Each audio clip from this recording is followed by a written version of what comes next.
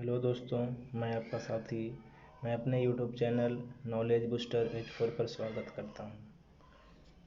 आज हम लोग इतिहास और उसे संबंधित 20 सवालों का अध्ययन करेंगे। तो आप लोग हमारे चैनल के साथ बने रहिए। अगर आप लोग हमारे चैनल पर नए हैं तो हमारे चैनल को सब्सक्राइब कर लीजिए। चलिए दोस्तों, अगर आप कोई भी कम्पिटिटिव एग्ज़ाम निकालना चाहते हैं तो ये 20 सवालों का जवाब दें, जो हर एक कम्पिटिटिव एग्ज़ाम के लिए बहुत ही महत्वपूर्ण है। चलिए दोस्तों, पहला सवाल पे आते हैं। हमारा पहला सवाल है, भारतीय संविधान पूर्णतः किस तिथि को लागू हुआ?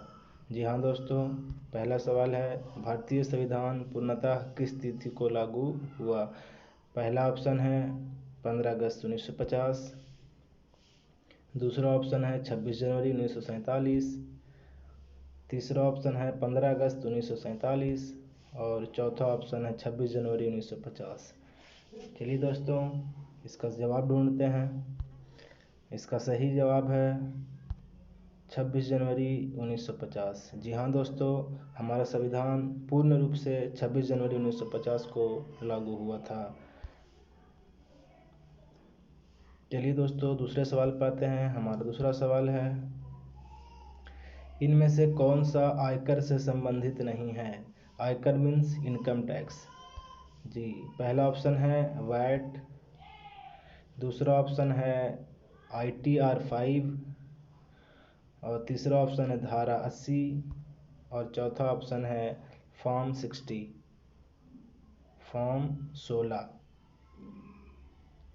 इसका सही उत्तर है, जी हाँ दोस्तों, इसका सही उत्तर है वैट।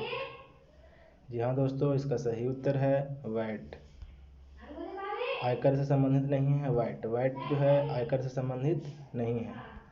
चलिए दोस्तों, तीसरा सवाल पे आते हैं। तीसरा सवाल है, वर्तमान में भारत का सबसे लंबा राष्ट्रीय राजमार्ग कौन सा है? जी हाँ दोस्तों, पहला ऑप्शन है NH8, दूसरा ऑप्शन है NH24, तीसरा ऑप्शन है NH44 और चौथा ऑप्शन है NH584। चलिए दोस्तों, इसका सही जवाब है NH44। जी हाँ दोस्तों, वर्तमान में भारत का सबसे लंबा राष्ट्रीय राजमार्ग है NH24। चलिए दोस्तों, चौथे सवाल पे आते हैं। चौथा सवाल है, कौन सा एकमात्र खेल है जहां राग या बोलना अनिवार्य है? जी हाँ दोस्तों, कौन ऐसा खेल है जहां बोलना अनिवार्य है? जहां आप बोलना बंद किया आप खेल से बाहर हो जाएंगे। जी हाँ दोस्तों, पहला ऑप्शन है कबड्डी, दूसरा ऑप्शन है क्रिकेट और तीसरा ऑप्शन है हॉकी और चौथा ऑप्शन है कुश्ती। चलिए दोस्तों, इसका सही जवाब दीजिए। इसका सही जवाब है कबड्डी। जी हाँ दोस्तों, कबड्डी में सांस तोड़ने से खिलाड़ी गेम से बाहर हो जाते हैं, तो इसका सही जवाब है कबड्डी। चलिए दोस्तों, अगला सवाल पे आते हैं। अगला सवाल है, किस नदी पर बगलिहार हाइड्रो पावर परियोजना स्थित है?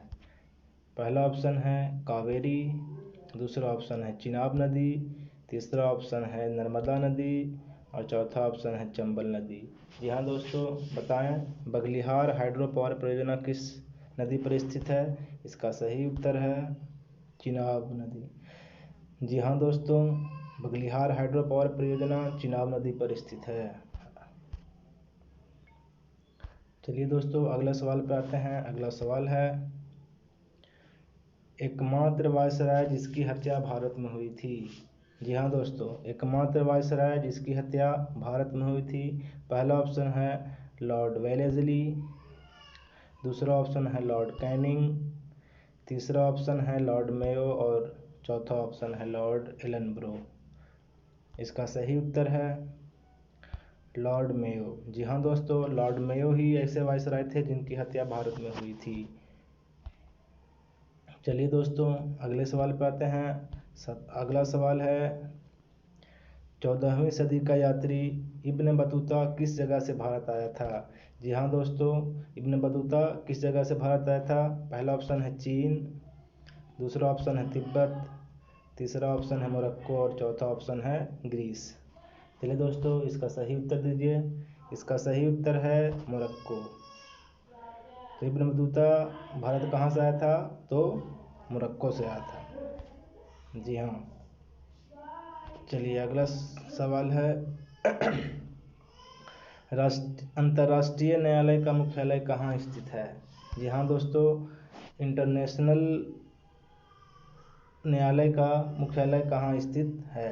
पहला ऑप्शन है हेग नीदरलैंड, दूसरा ऑप्शन है रोम इटली, तीसरा ऑप्शन है न्यूयॉर्क यूएसए और चौथा ऑप्शन है शंघाई चीन। तो इसका सही उत्तर है हेग नीदरलैंड। जी हाँ दोस्तों, अंतर्राष्ट्रीय न्यायालय का मुख्यालय नीदरलैंड में स्थित है। अगला सवाल है हाल ही में राज्यसभा और लोकसभा टीवी के विलय के बाद अब इसे क्या नाम दिया गया है? जी हाँ दोस्तों, अभी हाल ही में लोकसभा और राज्यसभा टीवी को मिलाकर एक नया टीवी नाम दिया गया है। उसका नाम क्या है? पहला ऑप्शन है दिल्ली टीवी, दूसरा ऑप्शन है संसद टीवी, तीसरा ऑप्शन है आत्मनिर्भर टीवी और चौथा ऑप्शन है लोक कल्याण टीवी। जी हाँ दोस्तों, इसका सही जवाब है संसद टीवी। राज्यसभा और लोकसभा दोनों को मिला करके एक नया टीवी बनाया गया है जिसका नाम है संसद टीवी। चलिए दोस्तों आते हैं अगले सवाल पे। अगला सवाल है सबसे पहले किसने पता लगाया कि पृथ्वी गोल है? जी हाँ दोस्तों, सबसे पहले किसने पता लगाया पृथ्वी गोल है? पहला ऑप्शन है किलिमंजारो, दूसरा ऑप्शन है सर आइजैक न्यूटन, तीसरा ऑप्शन है पाइथागोरस और चौथा ऑप्शन है अल्वा एडिसन।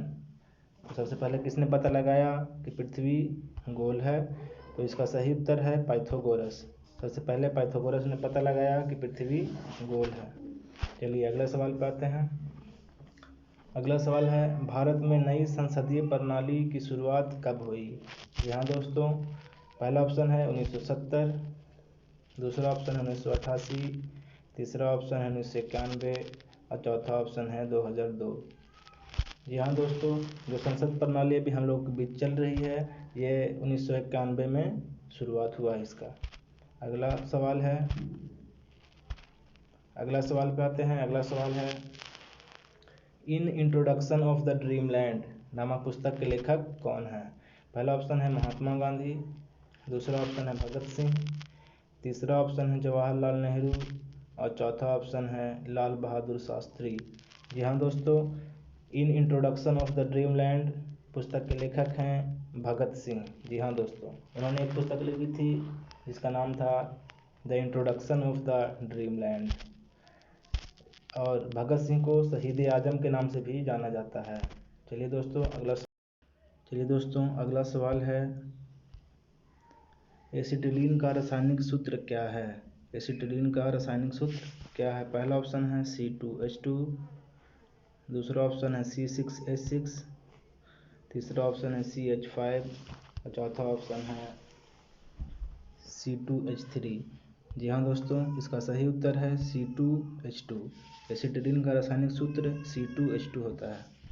चलिए अगला सवाल पे आते हैं। अगला सवाल है कंप्यूटर शब्दावली में USB का पूर्ण रूप क्या होता है? USB का फुल फॉर्म क्या होता है? पहला ऑप्शन है यूजर सिस्टम बोर्ड, दूसरा ऑप्शन है यूनिक स्टैटिक बेस, तीसरा ऑप्शन है यूनिवर्सल सीरियल बस, चौथा ऑप्शन है यूनिक सिस्टमेटिक बस। इसका सही उत्तर है USB का फुल फॉर्म यूनिवर्सल सीरियल बस होता है। USB का फुल फॉर्म यूनिवर्सल सीरियल बस होता है। चलिए दोस्तों अगला सवाल पे आते हैं। अगला सवाल है रूस की मुद्रा का क्या नाम है? जी हाँ दोस्तों, रूस का मुद्रा का क्या नाम है? पहला ऑप्शन है येन, दूसरा ऑप्शन है रूबल, तीसरा ऑप्शन है दिरहम, चौथा ऑप्शन है डॉलर। चलो दोस्तों, इसका सही उत्तर है रूबल। जी हाँ दोस्तों, रूस की मुद्रा का नाम रूबल है। चलिए अगला सवाल पे आते हैं। अगला सवाल है बियर में लगभग कितना % इथाइल एल्कोहल होता है? तो पहला ऑप्शन है 12%, दूसरा ऑप्शन है 9%, तीसरा ऑप्शन है 6% और चौथा ऑप्शन है 4%। जी हाँ दोस्तों, बियर में लगभग 4% इथाइल अल्कोहल पाया जाता है। जी हाँ दोस्तों, बियर में लगभग 4% इथाइल अल्कोहल पाया जाता है। अगला सवाल है, संथाल जनजाति किस राज्य में पाई जाती है? संथाल जनजाति किस राज्य में पाई जाती है? पहला ऑप्शन है पश्चिम बंगाल, दूसरा ऑप्शन है झारखंड, तीसरा ऑप्शन है मध्य प्रदेश और चौथा ऑप्शन है बिहार। इसका सही उत्तर है संथाल जनजाति झारखंड राज्य में पाई जाती है। जी हाँ दोस्तों, संथाल जनजाति झारखंड राज्य में पाई जाती है। अगला सवाल है, ओलंपिक म्यूजियम कहाँ स्थित है? जी हाँ दोस्तों, ओलंपिक म्यूजियम कहाँ स्थित है? पहला ऑप्शन है लुसाने, दूसरा ऑप्शन है अर्जेंटीना, तीसरा ऑप्शन है काठमांडू, चौथा ऑप्शन है बर्मिंघम। जी हाँ दोस्तों, ओलंपिक म्यूजियम लुसाने में स्थित है। ओलंपिक म्यूजियम कहाँ स्थित है? ओलंपिक म्यूजियम लुसाने में स्थित है। चलिए अगले सवाल पे आते हैं। प्रथम ऐतिहासिक सम्राट किसे माना जाता है? जी हाँ दोस्तों, फर्स्ट हिस्टोरिकल एम्पेरर किसे माना जाता है? पहला है सम्राट अशोक, दूसरा ऑप्शन है सम्राट अकबर, तीसरा ऑप्शन है सम्राट चंद्रगुप्त मौर्य और चौथा ऑप्शन है सम्राट समुद्रगुप्त। इसका सही उत्तर है सम्राट चंद्रगुप्त मौर्य। जी हाँ दोस्तों, प्रथम ऐतिहासिक सम्राट चंद्रगुप्त मौर्य को माना जाता है। चलिए दोस्तों, अगला सवाल है और आज के लिए लास्ट सवाल, अंतिम सवाल है, पृथ्वी के निचले देश के नाम से कौन जाना जाता है? पृथ्वी के निचले देश के नाम से कौन जाना जाता है? पहला ऑप्शन है नीदरलैंड, दूसरा ऑप्शन है हॉलैंड, तीसरा ऑप्शन है पोलैंड और चौथा ऑप्शन है नॉर्वे। इसका सही उत्तर है दोस्तों, पृथ्वी के निचले देश के नाम से हॉलैंड को जाना जाता है। थैंक यू दोस्तों, आज के लिए इतना ही। फिर मिलते हैं अगले वीडियो में। आप हमारे चैनल पे नए हैं तो हमारे चैनल को सब्सक्राइब कर लें और इस वीडियो